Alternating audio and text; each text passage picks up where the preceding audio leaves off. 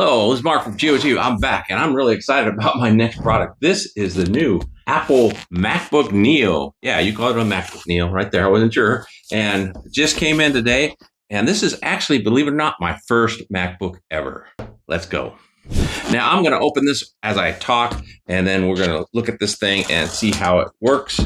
I have worked for Apple before. I worked for them for a good 5 years, actually repairing things like this and troubleshooting software and such for Apple on all their Mac products, iPhones, tablets, all that stuff. And I actually own a MacBook Mini. I have the Mac Studio M4, and I have the iPad Pro M5. That's the M5 I have. And so I have quite a few Apple products now, but I have basically been a Windows PC guy, and I know that's blasphemy if you're an Apple person, but this is my first MacBook ever that I've owned. And this is really cool. The presentation, as always with Apple, is nice. Look at that. It's got a little hello pull tab on it for doing that. But we'll open that up here in just a moment. We're going to see what they came with and check that out. They came with a USB charging cable, and it's one of those weaved ones. It's not plastic. You know, if you've ever had them plastic ones from Apple, or vinyl or whatever you call it, they tend to break. So this is a wall charger, and this one is a 20-watt wall charger. And for what I understand, the MacBook can actually charge faster than 20 watts, but that's just what they want to provide you with. Okay, Apple being a little cheap there. So let's go ahead and put those aside. I don't need this box anymore. Put that down there. I'm really excited about this because I've got some things to compare it against. We're going to compare this thing against my iPad Pro I have here. And, you know, it works pretty much like a MacBook as far as I'm concerned, because it's got the keyboard, the magic keyboard. So let's see what this thing looks like. Pull this bad boy out. Put you aside here. It's a pretty color. I got the blue because the others, I don't know, lime, green, and pink. A little too much for me. I'm an old guy and I like basic colors. So that is really a beautiful color. It's the most beautiful color MacBook I've ever owned. As you know, it's the only one I've ever owned. So this is really nice. Nice and cool feeling. You know, it came from outside, which is cold, but that's really nice. Look at that. It's very smooth. Very well rounded in the hand. There's no sharp edges or anything. This thing really feels good, you know, whereas the iPad here, it's got the sharp edges around the edge. This feels better holding actually than the iPad. So we'll get to that another day. So this is really slick. And let's see. They say on YouTube videos that one-handed opening. So let's try it for the first time. Here we go. Let's open that bad boy up. Well, one-handed, it's sliding on me. I gotta hold it still. There. Now it'll go one-handed without slipping on me. Look at that. As soon as I open it up, it turns on. That's interesting. Got that Apple logo. Peel that off. And so it's booting up for the first time. I was not expecting that. I was expecting to have to push the button. So let's talk about this. On this keyboard, it has, I bought the upgraded one. I bought the 512 instead of the 256 because we plan on keeping this and using it. My wife is probably going to use it mostly. So right here, they have the fingerprint. Was that TouchID to unlock thing? So that's really great. Look at that. Bonjour. It's got all the languages. It starts up.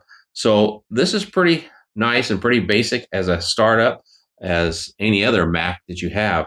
And look at this, how it's color coordinated to the MacBook. See the screen's got that blue color. And these are a light blue in keys. And how do the keys feel? Keys feel really nice. All right. And how does that? There's the mouse. The mouse is pretty small. Oops. I don't want some weird language. So I will actually set this up and get back to you guys because I don't want to miss setting this thing up the wrong way. But before we do, let's talk about it just a little bit more. English is the main language. Press the return key. It's talking to me, telling me how to set it up. That's pretty cool. So I'll go through that here in just a moment. So on this MacBook, it's got the speakers on the side here and dual speakers and apparently Dolby Atmos sound. And you have the headphone jack right there. And then you have two USB-C ports. The first one here is, I believe, 2.0 USB-C. So it's a slower one, but you can charge with that. Well, this other one is a 3.2, so it's the faster rate of transfer. So if you want to hook up something like an external drive to it, you want to make sure you use the one that's furthest from you. I may have that in reverse. We'll know here shortly. So anyway, one of these is a 3.2 for faster file transfer. And now on the back, I don't see any kind of cooling fans or anything. I wonder if it even has a cooling fan in there. Probably not. But this thing is just precisionly made. And what's great about it is aluminum. It's not a cheap plastic like you get with cheaper laptops. This thing is really precision made, and of course made by Apple. And then on the inside, it's got that nice screen. I believe it's 500 nit in brightness. So now this is the blue. I don't know the specific color blue that they call it, but they also have a lime green, or almost looks yellow to me, a pink, and then they have, of course, the aluminum silver color. So those are what you got to choose from. That's 4 different colors. I think that's more than what you get on any other MacBook. So that's really cool.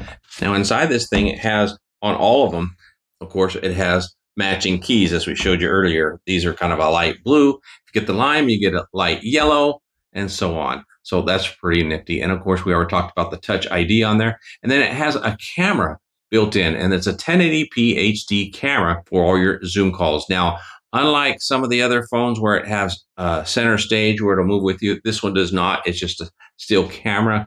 But when I'm on meeting or Zoom calls, I'm not really moving around much anyway. And sometimes I don't want people following me out of the screen. So I don't think that's a big deal. And the fact that it's a 1080p screen's pretty good. It has built-in speakers and the mics, of course. And it has, I believe, 2 mics on it. And where might those be? If we look here, I can't even see where the mics are. They must be somewhere. I can't even see the camera. Can you see the camera? It's right in there somewhere. They hit it really well. It looks like a pill-shaped camera. So I don't know where the mic is, but apparently it has 2 mics. They must be built into the screen somewhere. Now this thing, unlike any other MacBook, this is actually run by an iPhone chip. The A18 Pro chip is in this, which I believe is a chip that was in the iPhone 16 Pro. I have the iPhone 17 Pro, so this has the 19 chip in it. So this one's a little newer. And I guess they're trying to hold that off for next year and save some money this year. But I believe that chip is more than enough, more than proficient to do the job. And they're saying it'll give you 16 hours of playtime watching videos on this thing. So I'm not quite sure exactly what the milliamp hours of the battery is because it doesn't show there. We'll cover that in another video, but I think that's pretty good. That easily do a full plane ride. You can watch this thing. And the screen is a 13-inch, by the way. It's a 13-inch screen across it. And if you want any bigger than the 13 inches, you got to step up to a MacBook Air. MacBook Air does have a 13-inch as well. I like to see how that compares to this, but they also have a 15-inch. And of course, they have a little bit longer battery life. They put a little bit larger battery in those. So I'm excited to see how this does because most computers I've ever had, batteries only last good 4 hours, 5 hours.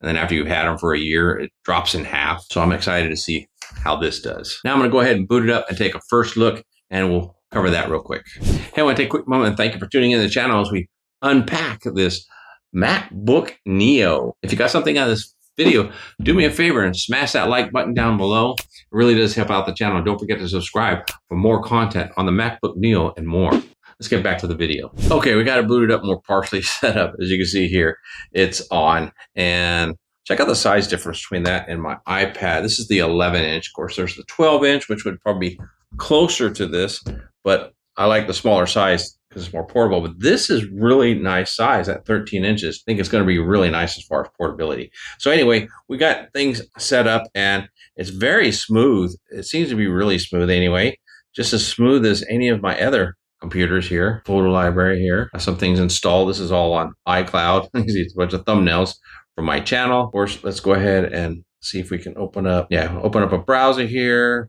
Go to YouTube and so you go here to my channel. Okay, there's YouTube right there opened up. Let's go ahead and open up Safari. There's Safari. Safari to me is just so boring. I don't know. I just don't like the way it's set up. So I don't really use Safari. I like using Microsoft Edge.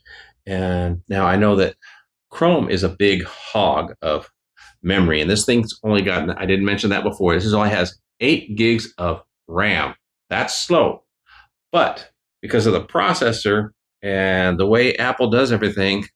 It's their software, it's their hardware, their processor. Everything is made by them, so it synchronizes so well that it doesn't seem to be holding you up much. So I've got 3 apps open there right now. Calendar, I haven't really set up my calendar yet. I haven't really set up anything yet. Open up the App Store here, make phone calls.